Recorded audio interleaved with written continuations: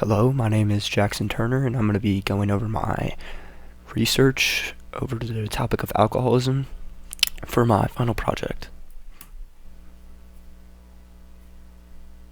So the main purpose of my research was to inform different communities and college students around the U.S. how alcoholism affects them unequally.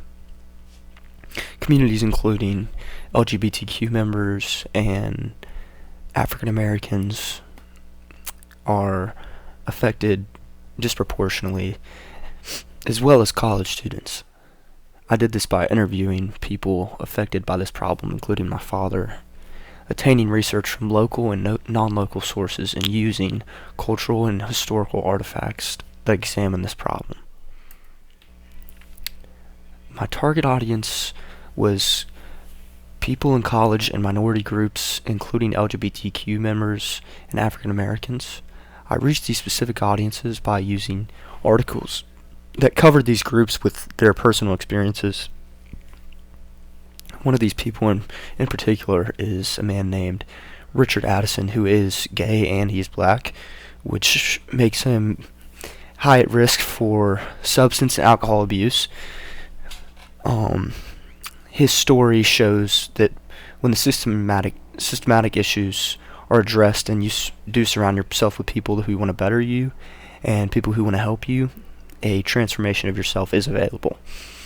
And his story does tie into a broader issue of how people are in the LGBTQ community face higher rates of alcoholism and substance abuse. The exigence of this problem is tied to many different things, including physical and mental abuse, drunk driving, and these issues can end people's lives, and it can sometimes overseen when someone is struggling with alcohol abuse. And that is one of the main problems, it being overseen, and these people will not get help unless they're influenced to do so. That's why it's so important to support and get help for the loved ones that you know struggling with this problem. I know from my personal experiences with my father, I could have someone will not end their addiction on their own unless they're influenced to do so, and they have to be shown why they're so important. I've attained some interesting research throughout all of these projects, and one of the pieces of research was that in the 1820s, Americans consumed an average of 7 gallons of alcohol per person per year, which is much higher from what Americans drink today. And I thought that maybe back then the alcohol intake would be much lower, but it's almost tripled, more than tripled to what it is today. And 1,700 college students die per year from alcohol-related unintentional injuries. 30% of college drinkers said that they have participated in binge drinking, which is one of the main factors that leads to alcohol abuse. Between 20 and 25% of the LGBTQ community struggle with alcohol abuse, which is almost a fourth, which is just a lot of that community. And I did change my research a lot throughout the semester, with one of my initial questions being, what are the social barriers to seeking treatment for alcoholism?